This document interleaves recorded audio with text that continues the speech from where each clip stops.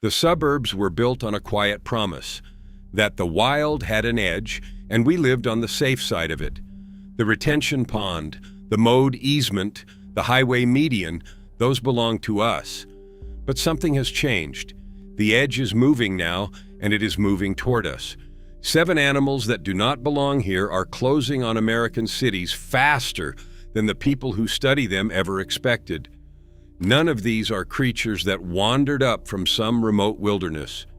Every one of them arrived by human hand in a shipping crate, a pet carrier, a fur farm, a bait bucket, and then did the thing nobody planned for. It spread, it adapted, it learned to live not in spite of us, but because of us, on the exact ground we thought we had paved over and made our own. Today we are counting down 7 invasive animals advancing on American cities, ranked not by how strange they look, but by how fast they are covering ground and how completely they have outrun the maps drawn to contain them. From the one still slowed by the weather to the one closing in from 2 directions at once. Some of these are already in your city. One of them may already be under the deck. Before we start, if you like the kind of thing that makes you look twice at the ground you thought you knew, take a second to subscribe. It genuinely helps the channel. And while you're here, I want to know one thing. Which city are you watching from? Drop it in the comments. Let's get into the list. Number 7, the green iguana. We begin with the one the cold is supposed to stop. The green iguana arrived in South Florida through the pet trade back in the 1960s, first turning up around Hialeah and Coral Gables, and for decades it stayed penned into the warm southern tip of the state. It is a big, prehistoric-looking lizard, males stretching over 5 feet nose to tail, and a single female can lay up to 70 eggs in a year. That kind of math does not stay put for long. For a while, winter did the job no trap could.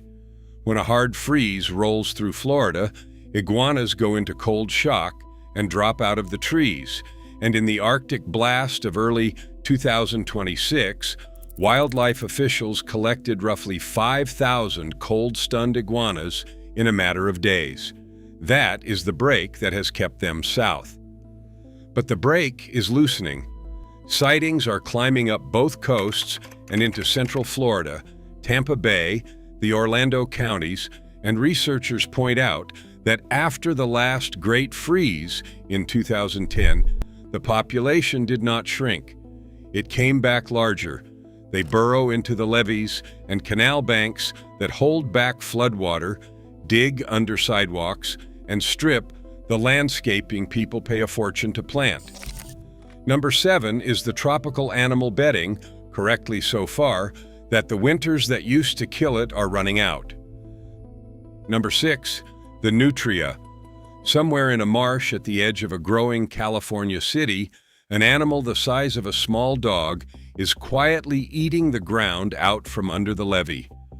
The nutria is a 20-pound rodent from South America with a long naked tail and a set of bright orange front teeth, and it does something worse than simply exist. It eats about a quarter of its own body weight in vegetation every single day, and it destroys close to 10 times more than it actually consumes, tearing wetlands down to bare mud. California thought it was rid of them by the 1970s. Then, in 2017, a pregnant female turned up in Merced County, and the count has not stopped since. As of early 2026, more than 7,800 nutria have been pulled from the state's waterways, and they keep pushing through the Central Valley and the Delta toward the Bay Area. The real danger is structural. Nutria burrow relentlessly into the banks of rivers and canals, hollowing out the very levees that protect roads, farms, and neighborhoods from flooding. Maryland spent more than 20 years and untold effort to wipe them out of the Chesapeake, the first time it had ever been done on that scale, precisely because of what they do to the land people live behind. Number 6 is the animal undermining the infrastructure of the city, one bite at a time. mistaken for a beaver until the bank gives way. Number 5. The northern snakehead. Now the list breaks a rule you did not know you were counting on, that a fish stays in the water. The northern snakehead is a long, blotched, sharp-toothed predator from Asia, and it can breathe AIR. It can survive out of water for days if it stays damp, and it can wriggle its way overland from one pond to the next, which means a fence around a lake means nothing to it. A single female can carry tens of thousands of eggs and spawn multiple times a year. It got its foothold in the Potomac around 2004, established itself across the creeks, feeding the Chesapeake, and it has been turning up in new territory ever since, the lower Susquehanna, and a reproducing population documented in the St. Francis River drainage of Missouri, spreading through the Mississippi Basin. Maryland was so eager to control it that in 2024, the state officially renamed the fish Chesapeake Chana, hoping people would be more willing to catch and eat something that did not sound like a horror movie. Once a snakehead is established in a watershed, biologists will tell you plainly there is very little anyone can do to get it back out. Number 5 is the predator that treats dry land as just another road to the next city's water. Number 4, the spotted lanternfly. We are past the halfway point. If you're still here, you're clearly someone who actually wants to know what's moving in. So if you haven't yet, this is the moment to subscribe, because the last 3 are the ones already inside the city limits. The spotted lanternfly is a striking polka-dotted plant hopper with flashes of red under its wings, and it turned up in Berks County, Pennsylvania in 2014. In roughly a decade, it has spread to around 15 states and counting, blanketing the Northeast and reaching into the Midwest and the South. Here is the part that should stop you.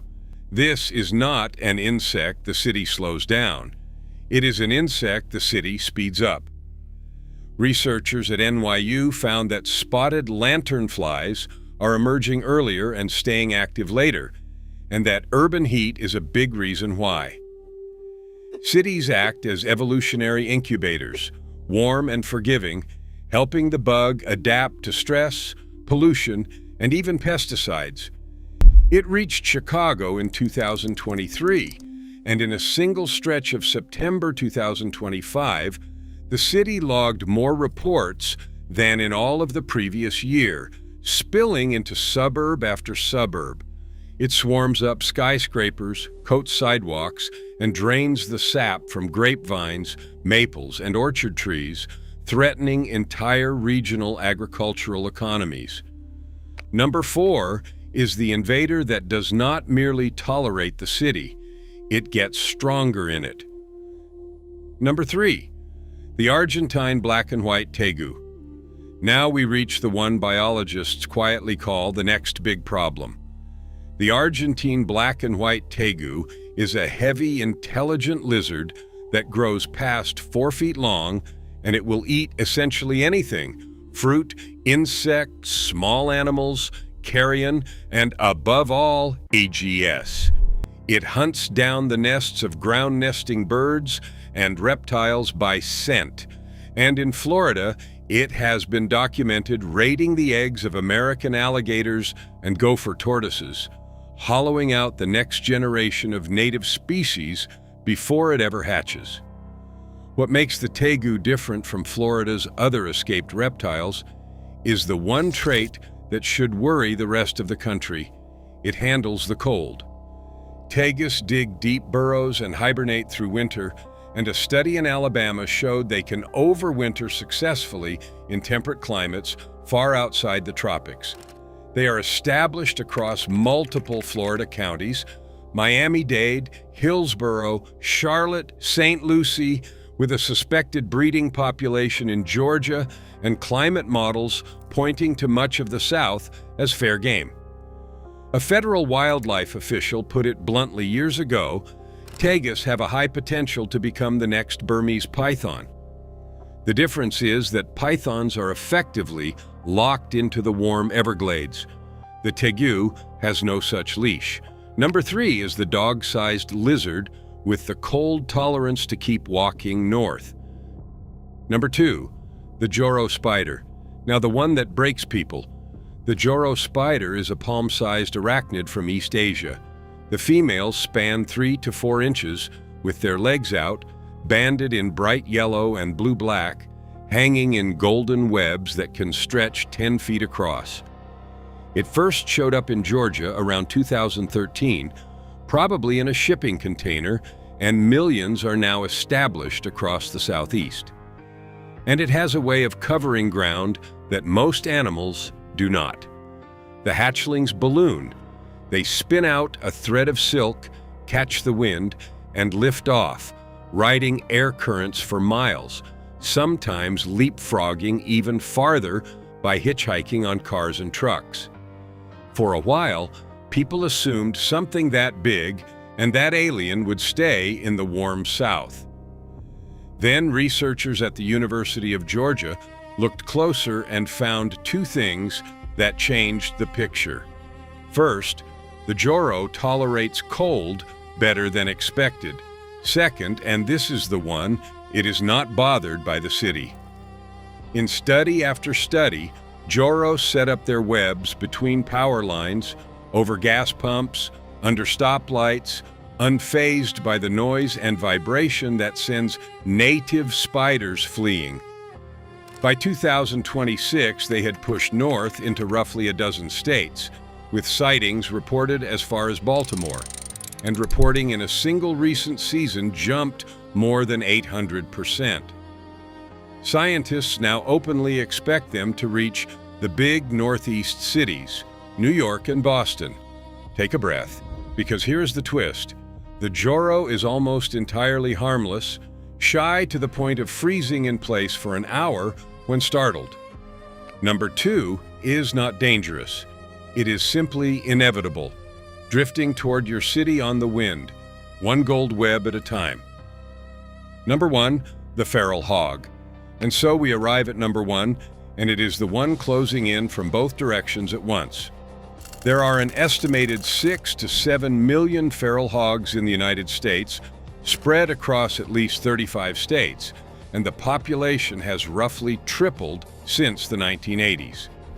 They do around $2.5 billion in damage every year, rooting up fields, levees, golf courses, and increasingly the watered lawns and green spaces of the suburbs they now push into after dark. A big boar can top 200 pounds. It travels in groups called sounders, and unlike almost any other large animal on this list, it will stand its ground and charge. In 2019, a woman in Texas was killed by wild pigs outside the home where she worked. That is the invasion America already knows about, grinding northward out of the south. But there is a second front, and it is newer and stranger. In the Canadian prairies, wild boar were crossbred with domestic pigs to grow bigger and hardier, producing what researchers now call super pigs, animals that can exceed 500 pounds and, critically, survive brutal northern winters. Their range in Canada is expanding. Aerial surveys have spotted them on both sides of the North Dakota border, and one sighting came within 18 miles of Minnesota. In April 2025, a farmer in North Dakota was attacked by one. The northern states that were always too cold for hogs, North Dakota, Montana, Minnesota, are now bracing for a pig that the cold no longer stops. The researcher who has tracked them for years put it about as plainly as it can be put. No body should be surprised when the pigs start walking across that border if they haven't already. Number 1 is the invasion, arriving from the south and the north at the same time and running out of reasons to stop. So here is what this list is really about. Not fear. Fear is easy and it burns off by morning. It is about a quieter thing, the assumption we built every city on, that the wild had a boundary and we knew where it was, that the retention pond was just landscaping, that the winter would hold the line, that a fence or a highway or a cold snap was a wall. Every animal on this list found the gap in that assumption. The iguana bet on warming winters. The snakehead walked across the land we thought divided its waters. The lanternfly turned our own heat-soaked cities into an incubator. And the hogs are simply refusing to recognize the one border, the cold, that was supposed to be uncrossable. They did not sneak in past our defenses. They came in through the front, in our crates and our cars and our pet carriers, and then they did the one thing we never planned for. They kept coming. The edge of the wild is not out there anymore, somewhere past the last streetlight. It is moving, and the surface of every pond and lawn and median in the country tells you almost nothing about what is already decided to call it home.